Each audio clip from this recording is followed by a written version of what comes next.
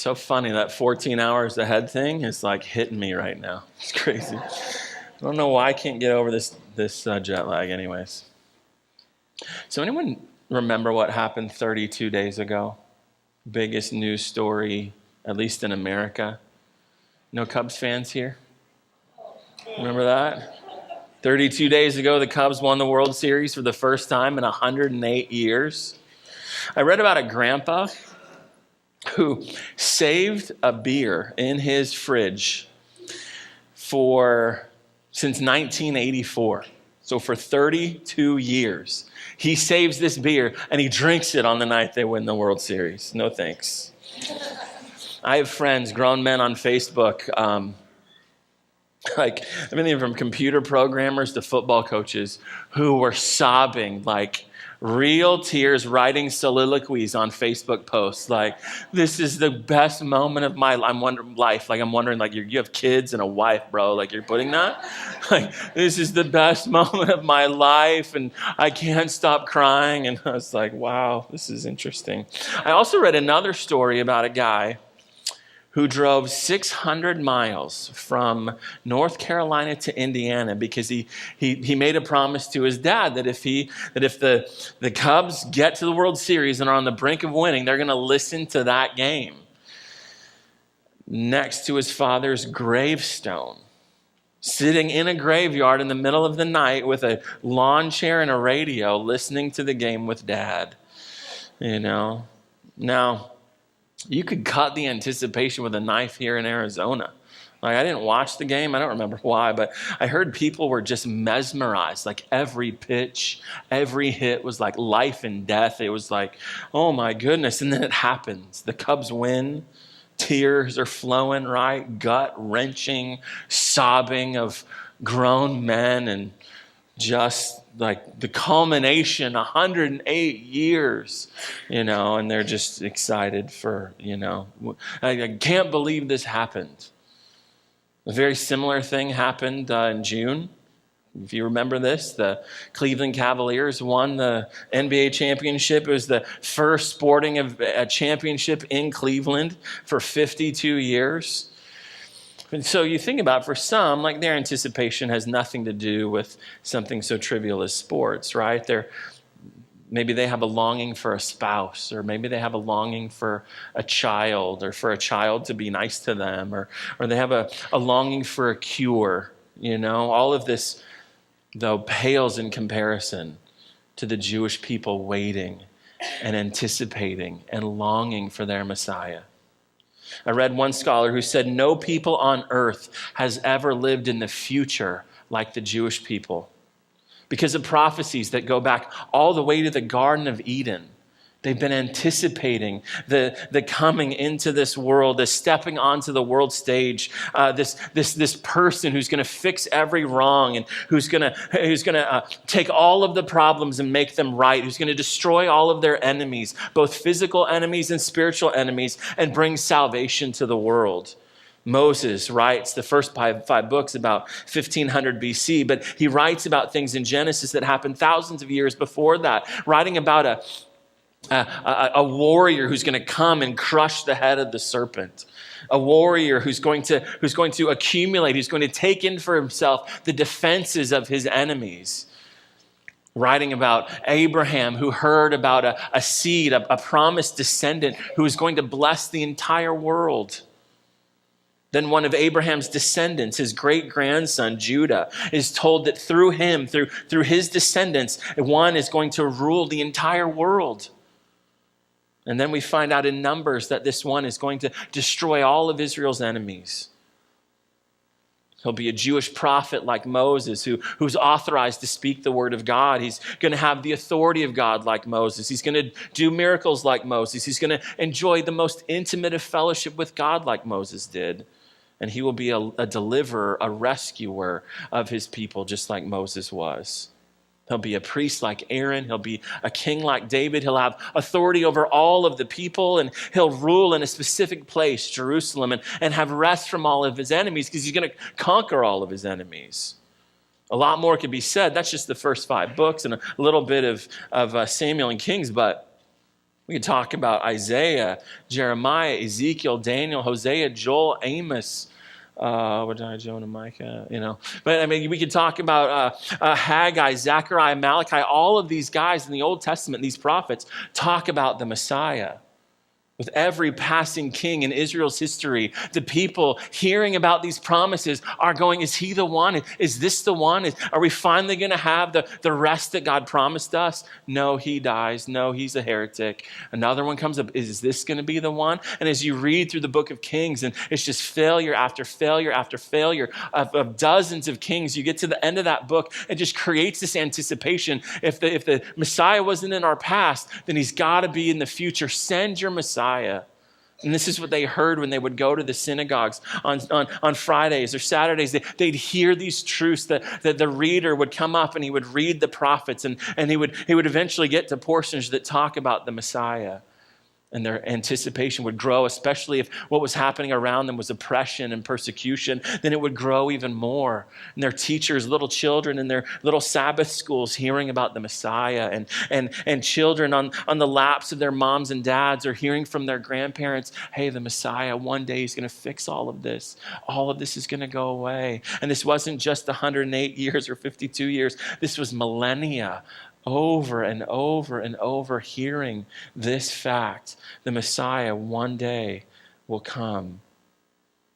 This wasn't just some fans of one team. This was all of the Jewish people longing for that day, anticipating it, praying about it, working for it. People wanted it so badly that imposters would come and play on their sympathies and cause them to follow these fake messiahs all of the time in Israel's history.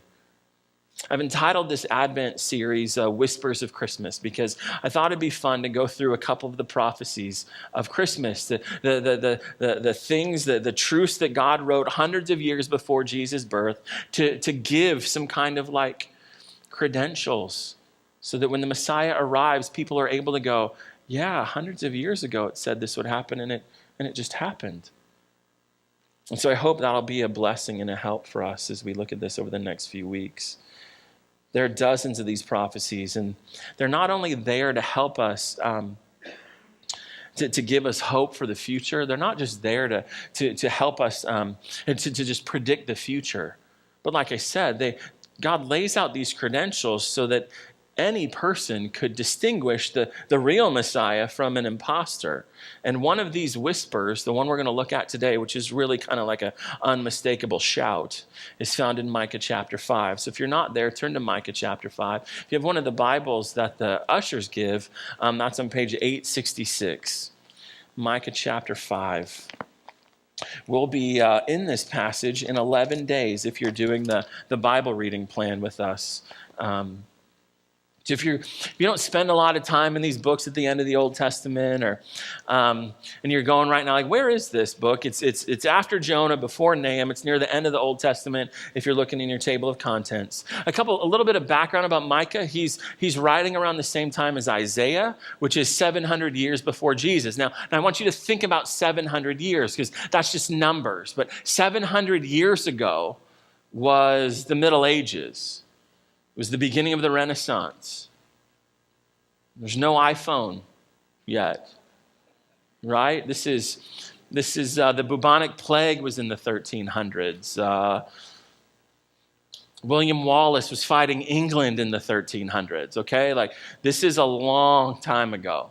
Okay, Columbus hadn't sailed to America yet. The Protestant Reformation hadn't rescued the gospel for another 200 years. And so we're talking about a huge time span between Jesus' birth and Micah, okay? So no one's reading, no one's like putting in information in Micah, to make sure that these two things line up. This is 700 years removed. And this book of Micah, if you're sitting there going, I really want to read a book that's got just like a lot of really encouraging truth that's just going to build me up and make me feel good, do not read this book of Micah. This is not the book for you. This book is heavy with God's judgment against Israel's sins. It's It's just judgment after judgment. And God, he's kind of like a lawyer, and he's coming in and he's just saying, look, these are all of the crimes that you've committed. Listen to this, hear this, crime after crime after crime in this book. But hidden within all of this courtroom imagery of a case being made against Israel, there are these flashes of grace. And that's what we have in chapter 5. Chapters 4 and 5 are one of these flashes of grace in the midst of all the judgment. And in chapter 5, verse 2 is the ultimate flash, the deluge of grace. Very clear credentials for the Messiah. Chapter 5, verse 2. But you, O Bethlehem Ephrathah, you who are little to be among, who are too little to be among the clans of Judah, from you shall come forth from me one who is to be ruler in Israel, whose coming forth is from of old, from ancient days. With these words, God, through his prophet Micah, is helping us locate where the Messiah would be born. That's obvious. We know that. We've sung Little Town of Bethlehem. We know about Bethlehem. Maybe we've seen it on the news, all the pilgrims that go to Bethlehem every December 25th. We're familiar with Bethlehem. But this idea that this verse's credentials actually comes up 2 times in Jesus' life. The first one is when the wise men, the magi, show up. Now, a couple quick things about that. There are probably dozens of magi, not just 3. Probably dozens of them, because when they showed up, all of Jerusalem freaked out. What's going on here? Is this an invading army? Are we in trouble? What's going on here? So it's like 3 guys isn't going to do that. A bunch of them are. So it's probably more than 3 guys. 3 came about because there are 3 gifts, and that's why people put 3. But really, they're probably bringing a bunch of gifts to Jesus. So at this point, these guys show up and they said, "Where's the King of the Jews? We want to go. We want to go worship him." And Herod, the current king of the Jews at the time, chief priests, scribes, tell me where that's going to happen. Very quickly, they're like, they just read Micah 5:2. He's going to be born in Bethlehem. So these guys go over to Bethlehem, and Herod hatches his plot to kill all the little babies in Bethlehem because he wants to be king. So that's the first time. Where is he going to be born? Bethlehem, tells everybody. Everybody knew that. The Jews of that day, they knew that. But then it happens another time. This is in John chapter 7. So Jesus is preaching in the temple, and crowds are listening to him, and they're amazed. And as in good teaching, he's driving them to a decision. Who do you say that I am? And the people in the crowds are like, this guy's the prophet that Moses talked about, the one that Moses said we should listen to, and he's the Christ for sure. And then in chapter 7, verse 41, John records that they asked this question. The other people said, wait a minute, how can the Messiah come from Galilee? Galilee is about 60 miles north of Bethlehem. The Messiah can't come from Galilee. Doesn't it say that he must be born in Bethlehem? So this is how this is how these ideas are used. These are credentials. These are, you must be this, you must have this as part of your resume, or you are not to be considered the Messiah.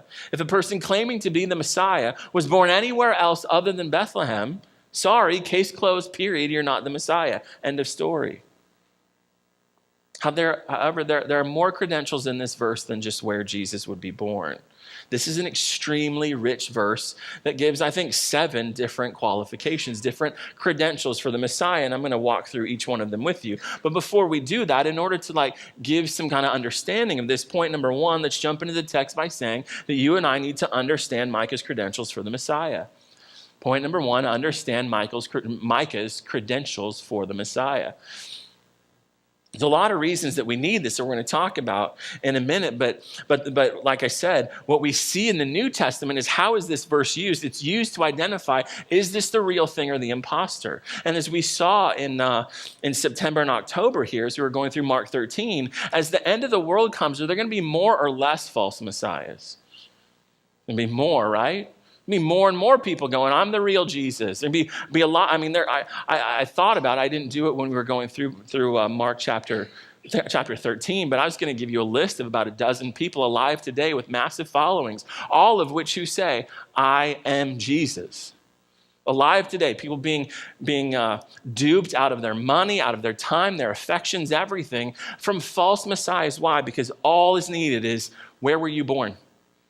Oh, I don't know, Seoul, Korea?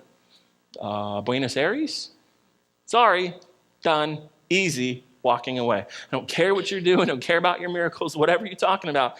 You're not born in Bethlehem, you're not the guy. Well, God does this for his people because he loves his people. He doesn't want you, he doesn't want me, he doesn't want your kids, your family, he doesn't want anybody to be tricked.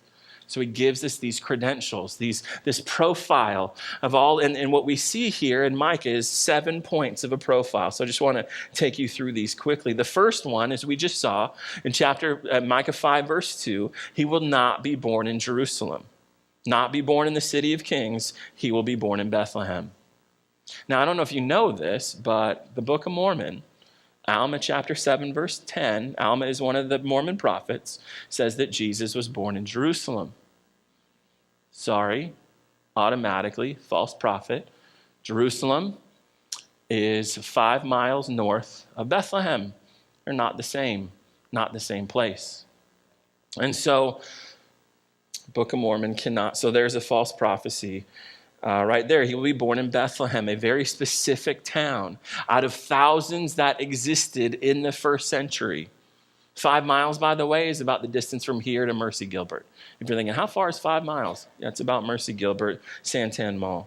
So the second credential in this passage is that he would not be born in prominence and wealth and in the nice part of town to famous, well-respected parents. For all outward appearances, his birth is in an unimportant place that's, quote, too little to be among the clans of Judah. The word translated little doesn't mean small. It conveys the idea of weakness and insignificance. There's not going to be a lot of pomp and circumstance. There's not going to be a lot of, this isn't the big to-do with all the wealthy celebrities that are going to be here for this little baby. It's going to be insignificant. This city is inferior to the other cities. It's insignificant compared to the thousands around it. Third, almost every scholar I read this week says that because the Messiah is born in Bethlehem, and that's where David was from, and that's where David was born, that this implies the Messiah will be a descendant of David. So that's the third qualification. Now that's implied here, but that's said all over the Old Testament and other places, and so that's clear in the Old Testament. That credential had to be there. Number 4, he wouldn't be focused on worldly matters or personal matters. Notice the Messiah isn't sent for us, but what does the text say? He will be sent for me. That's God speaking. This means he will be obsessed with God's plan, God's will, God's glory. He's going to be, his primary reason for being is going to be God. His primary reason for doing what he's doing is God.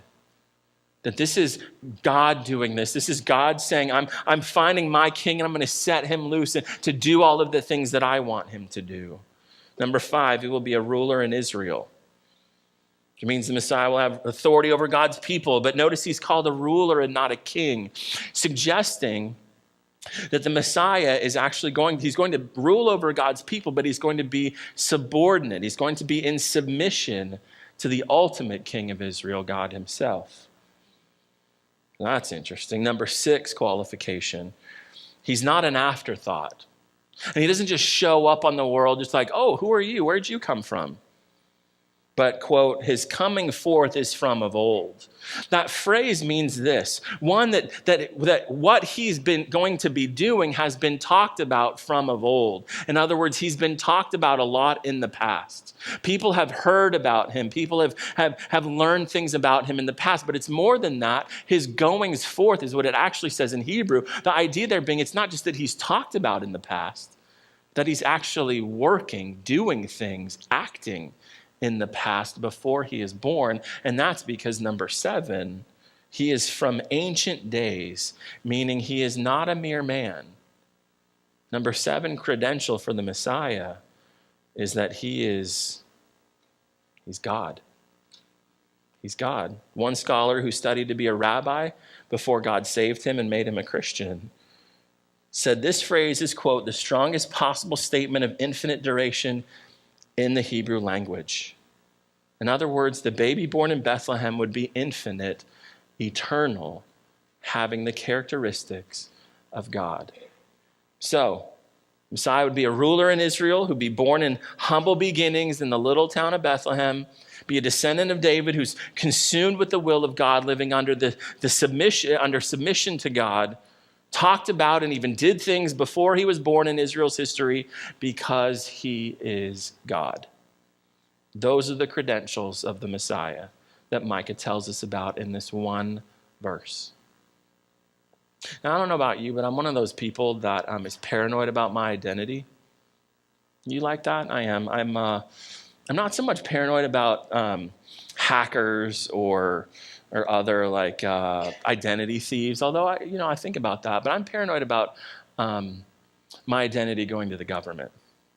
I don't know why that is. I do. It's because I know history. But I just have this like unease about the government having too much of my information. And I guess I shouldn't care anymore because, the NSA spying and data mining program has shown that, they have profiles on all of us. And so I guess I shouldn't care anymore. But I hate those fingerprint scanner things. They have those in customs now. And that I have to take a picture when I go through customs. I don't like that stuff. RFID chips and bank cards and now in passports, not a fan.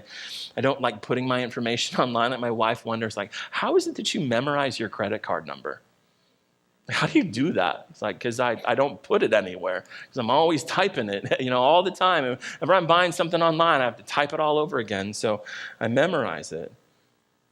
Now, I know all of that is for my safety, all of that, I can't, rarely anywhere is there a store that doesn't ask you to put some information to verify it's you. I know that's to help me. I know that's to protect me and make me feel safe and all of that. But it doesn't mean that I'm not slightly paranoid about the government having my info or it being hacked or all that stuff. But if you're like, oh, he's paranoid, just remember this. My grad school teacher told us all this once. He said, it's only paranoia if they're not after you.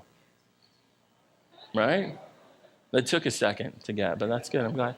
It's only paranoia if they're not after you. Well, among other things, God gave us these credentials for the Messiah to protect us.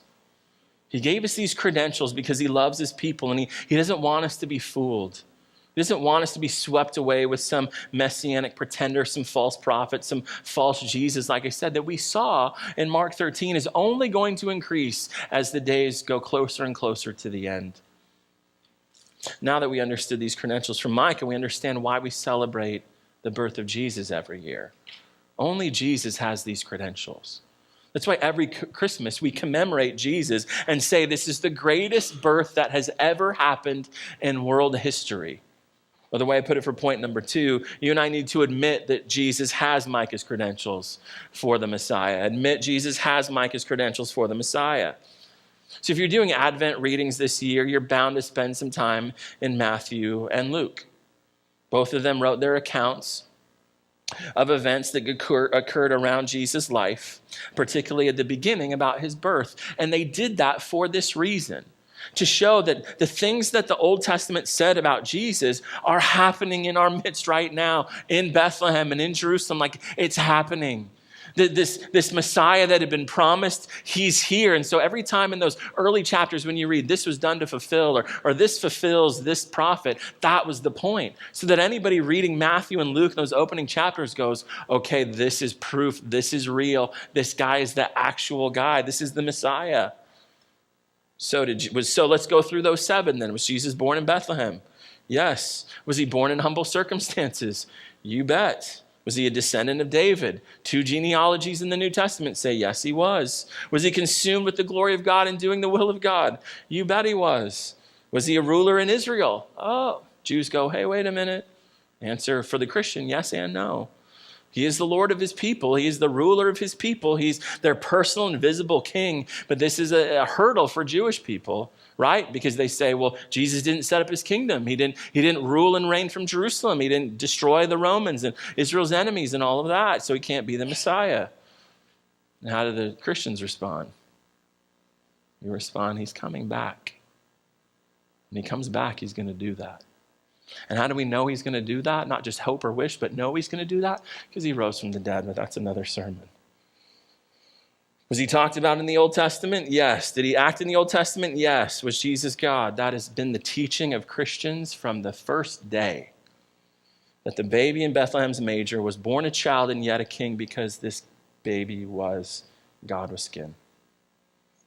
So Jesus meets the credentials of the Messiah that Micah gives us. We'll see in the coming weeks, he knows others too. He meets these other credentials as well. But again, let's think about this for a minute. So twice in the past year, I've accidentally left my bank card in the ATM, grabbed my money and left. You ever done that before? I've done it twice this year. Yeah, fun. I have tunnel vision. I have this ability to block everything out. Good, bad, whatever. I block everything out. So my kids can be screaming like crazy, yelling my name, and I'm just like, focus. Like whatever I'm doing, I don't hear it. And that happens at the ATM at least twice this year. I don't know how many times before that, where I got my money, tunnel vision. Okay, I got to do. So I got my money and I'm gone. I don't even hear the beeping like, get your card. I don't even hear it. I just leave. So then I go to the store the first time and I go to pay. And I'm like, oh no, where's my bank? I know I just must have left it at the ATM. So I drive back there and there it is. Some good Samaritan had put it on top of the ATM. Thank God for them. But I did this a couple days before I left for Cambodia. I did it again. I knew I needed cash for the airport. And so I go to the ATM, get some cash. And I go home, and that's what it was. So I went from there to Walmart to go get some snacks for the plane, and because I was kind of scared of Cambodian food, to be honest, and so I wanted to make sure I had enough granola bars and fruit snacks to last me for 10 days. And so I go to Walmart to go get those snacks after going to the bank, and there's no bank card. Awesome, did it again. Go back to the ATM, only this time there was no good Samaritan. There was just a missing card. Bummer. And so now you know what happens, right? You're freaking out. You're starting to think like, okay, are they are they on their computers right now? Like buying, flat screens on Amazon? Did I just walk past them at Walmart where they're so excited now they're having a shopping spree? Like, I'm not going to find much on there, but hey, that's okay. They don't know I'm a pastor, so they think it's great, And then I thought about it, though, and I went, well, wait a minute. I mean, there are places that don't ask for any credentials when you swipe your card. But even there, don't most of them ask for a PIN number or your zip code, right? And so I started going, yeah, they're not going to be able to use this. Although the other day I went to that Circle K right down the street there, and I swiped my card to put gas in, and they asked for no identification, no zip code, no PIN number, so that kind of freaked me out. So I did cancel that card. I did do that. But the point is, even using my card, they need something, right? Because if they don't have that something, they're going to trick my bank and they're going to get my money. Here's the point. Peter tells me that you did not follow cleverly devised schemes and fables when you believed in Jesus. This is not fairy tale for grown-ups. Whether we like it or not, whether we celebrate Jesus on Christmas or not, Jesus really is the Messiah. And the question is, going back to the point, have you admitted that? Do you acknowledge that? Do you embrace that? That's why Micah wrote, why Matthew and Luke confirm his prophecy as being fulfilled at Jesus' birth. When he was helpless, by the way, could do nothing about it. In his mother's womb, he couldn't be reading Micah going, oh man, I got to be born in Bethlehem. Hold on until I get there. No, he's no control over the events and yet perfect control over the events as he's born exactly where God said he would be. And the point here is this, the fact of Jesus meeting these credentials has nothing to do with whether we like it or not, or whether you want it to be true or not, or because you were raised in church or not. Jesus meets the credentials. This is true. Whether or not I embrace it, the credentials are objective. They're outside of me. They don't depend on me for their truth. It is something that anybody could study and go, well, this is what the Old Testament says, and this is what happened. Old Testament says this. You could do that for dozens of prophecies to see that Jesus meets them all. And the chances of that happening are mind-blowing. I saw one guy who calculated the prophecies of just 18 prophecies, Jesus fulfilling just 18, was something like 40 trillion times 18 trillion times 12 trillion. Like, it was just this massive number. It's like, come on, seriously, nobody else could be the Messiah, only Jesus. Okay. All right. Well, what's the point? You're like, okay, that's interesting and all of that. What's the significance for you and me in this? And in order to understand this, I think we need to jump back into the context of Micah. Micah 5:2 is sandwiched between multiple pronouncements of judgment. The divine court is in session. God is giving his list. Like I said, here are all the things that you've done, Israel, all the stuff ways you've sinned against me. You've set up idols all over the land. You have sacrificed your children to those idols. You've created rivals to me, your God. You have sinned against me in massive ways. You love the false teachers who are saying, don't worry about it. Everything's okay. You and God are fine. You've accumulated to yourself false teachers. You've rejected all of my true prophets. And then he says, the glue, as you read Micah, you read the glue that holds society together is starting to break down. He says that neighbors and friends, family members, even spouses could not be trusted. There's no justice. There's no truth. God had become an enemy of the people. And so what God says through Micah is, I'm going to bring an army to this land, and I'm going to use this army to punish you. And Micah even names them as the Babylonians. He said, this group is going to come here, and they're going to punish you. They're going to be my rod of punishment against you. Micah writes in 700, and God is patient.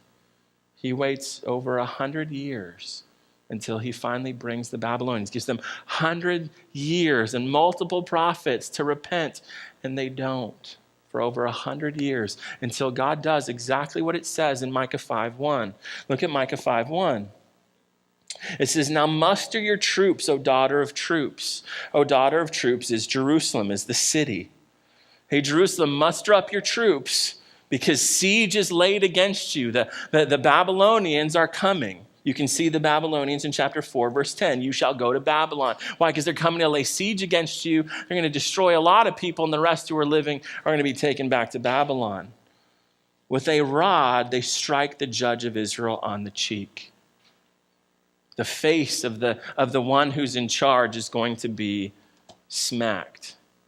Well, as you do research on this, you find that this happened in 586 BC. Nebuchadnezzar surrounds the city of Jerusalem, and they fought, and they fought, and they fought. But the Babylonians eventually won. And then when they won, they brought Zedekiah out, who was in charge, who was the last king. They bring Zedekiah out and say, hey, we told you multiple times to surrender. We told you not even to do this. We told you we would be kind to you and we wouldn't destroy you. But because you did this, you're in trouble now, big trouble.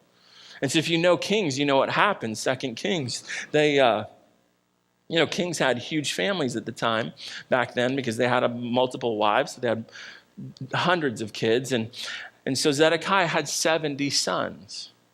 And so they capture Zedekiah, they capture his whole family, and then so they've captured Zedekiah, and they kill all 70 of his sons right in front of his eyes. And as soon as the last one's dead, they take pokers and poke out his eyes and say, that's the last thing you're ever going to see, the punishment for your rebellion against me. He is struck on the face.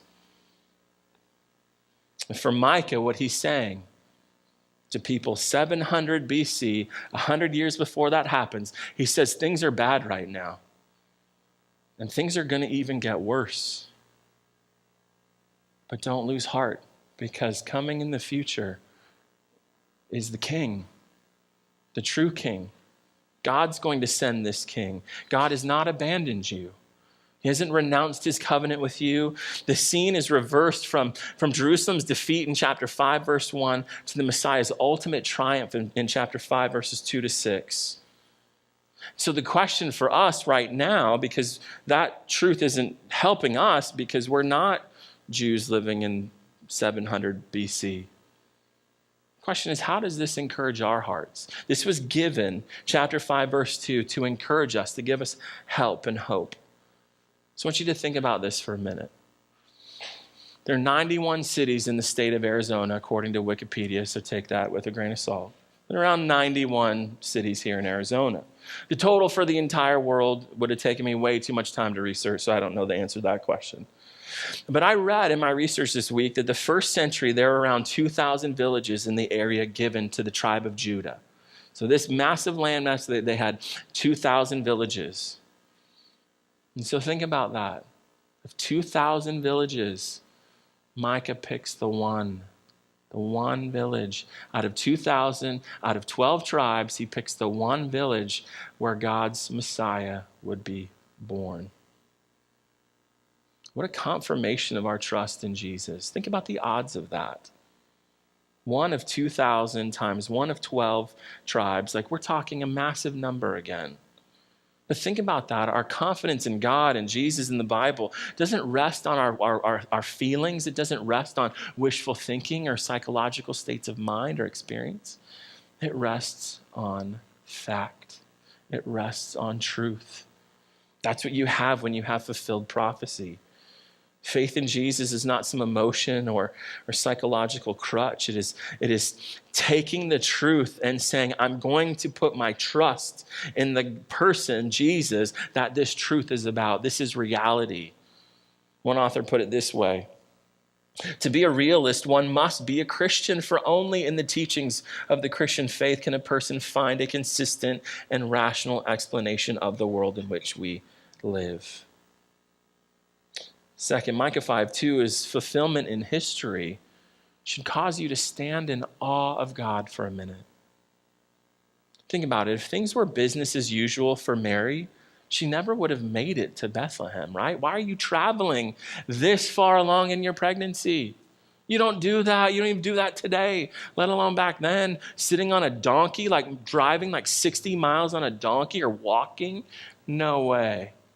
But she had to go. She had no choice because Caesar had made a decree.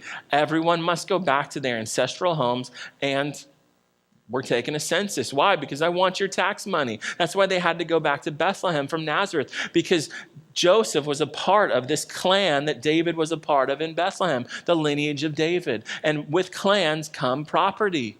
And so Rome wanted to know, what are your assets? Because you owe us taxes. So we had to go back to his lineage, find his family members, and do all of that stuff so that they would get accurate tax records. Well, here's what maybe you know this, maybe you don't. Caesar makes this decree, but it's not carried out for 2 to 4 years, and he gets ticked. He's like, what are you bureaucrats doing? What are you government officials doing? Like, do this now. Here's your deadline. It better be done or you're in trouble. We know something about that, right? Bureaucrats not doing things well. Well, anyways, that's what happened. And so it's not happening for a couple years. He gives his decree. Now Mary and Joseph have to get down to Bethlehem at just the right moment for Jesus to be born there. He takes the desires for money, wealth, whatever, in the heart of Caesar Augustus and uses that to fulfill 700-year-old prophecy. Just be amazed at the God of the Bible. That is not like any God of some country or God of some region or other religion. This is the real God. This is what he does. He controls everything. Our God is not a deist, distant, detached, uncaring. He's involved in every single thing going on, so much that he influences the heart of a pagan king to get one couple into one city so that one baby could be born. And this is one of dozens of prophecies of the Messiah, which we've looked at in the past year and we'll look at next week. But here's what I want you to think about. If there are dozens of prophecies, starting all the way back in the garden, moving all the way up, even to today, prophecies that still haven't been fulfilled, here's the point you also need to think about. Your salvation did not start when you were saved. Your salvation didn't start when you were born or a couple years before you were born. This is you are part of a plan that started millennia ago, that God has been working out intricately, sending his son into the world to these going forths and these prophecies that Jesus had been doing before he was born, not just to bring us to when he was born, ultimately lived and then died and rose again, but ultimately to bring us to this day right now. Working out his plan was objective in the past, but it becomes subjective for all of us, right? It becomes our reality, it becomes our story in the midst of this. If his heart has been consumed with working out this plan of salvation in general, but putting people into that plan of salvation from every tribe, tongue, and kingdom and nation, then you've got to understand this idea. He will never leave you. He will never forsake you. If he has carried you this far, if he's planned everything from back then into this moment, you are a precious jewel in his hand. If you had gold in your hand right now, would you just be like, oh, whatever, drop it and walk away? Like, you would care about this. This would be precious to you. Would he set this whole thing up before mountains were ever formed, only to walk away from you now? Impossible. There's no way that he has loved you for this long, for millennia. There's no way that he's loved you for this long, done all of this work to save you, to then to bring you to today and go, you know what? I've had enough. Like, it's been thousands of years, whatever, I'm done. Not a chance he would do that to you. If he had not loved you, I mean, think about it. If he wanted to walk away from you, wouldn't he have done it already? He would have done it already with me. And he's here, and he's worked for millennia to save you. He's not going to fumble you and drop you before he finishes the work that he started. And don't forget from this verse, chapter 5, verse 2, that Jesus was not created by God to save us. Jesus was sent by the Father to save us, meaning Jesus left heaven. Can you imagine that moment?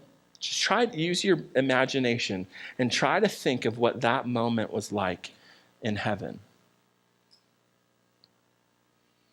People say there's no sorrow in heaven. I'm not convinced of that after studying this week. I'm not sure that from heaven there wasn't at least some part of heaven, maybe some part of multiple angelic hearts. I don't know that was sad to see Jesus leave. Yeah, they're grateful he's going to save the world, all of that stuff. But on the inside, don't they love him? Don't they long to be with him? Don't they enjoy being with him? Doesn't the Father and the Spirit love the fellowship that they've enjoyed for countless ages? Spurgeon put it this way, way better than I ever could. There had been a sad day in heaven once before when Satan fell and dragged with him a third of the stars of heaven. And when the Son of God, launching from his great right hand, the omnipotent thunders dashed the rebellious crew into the pit of perdition. But if we could conceive a grief in heaven, that must have been a sadder day when the Son of the Most High left his Father's side, where he had been from before all worlds. Go, said the Father, and my blessing is with you. And then comes what Spurgeon calls the unrobing, the removing of his attributes, the laying aside of his glory. How do angels, Spurgeon says, crowd around to see the Son of God take off his glory?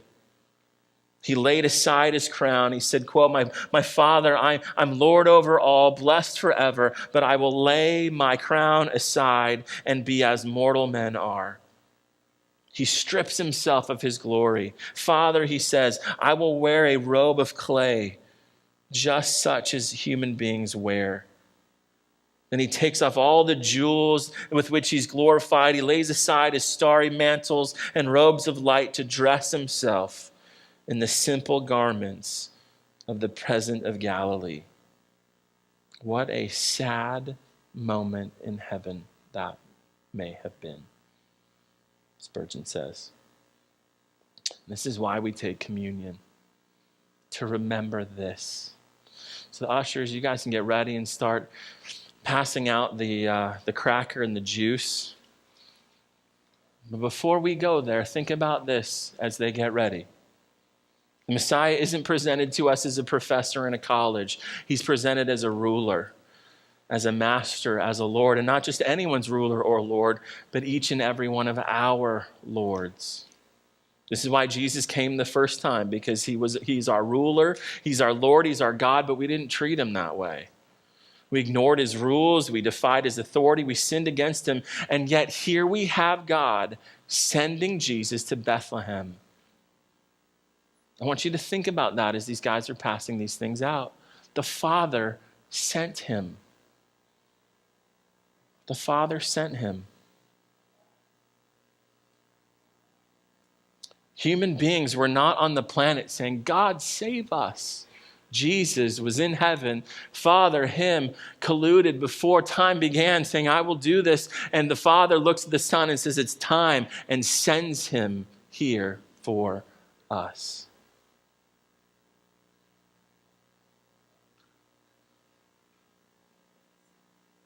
Everything he did in his life, he did because the Father willed it. Every suffering he suffered, he experienced because the Father willed it. The Father sent him to it. So what I want you to do as they're finishing up is I just want you to sit quietly, it's you and God, and talk to him. Talk to him about the things that we've been talking about today. Confess your sins to him. Cry out for forgiveness. If you don't have his approval, if you're a believer but you've been flirting with sin, or if you haven't given your life to the one who was born in Bethlehem yet, then please let these cups, let this pass by without embarrassment. Just let it pass by and just sit and pray and talk to God. And for the rest of us, I'll be back in a minute. You guys talk to God now. Jesus, what a glorious day.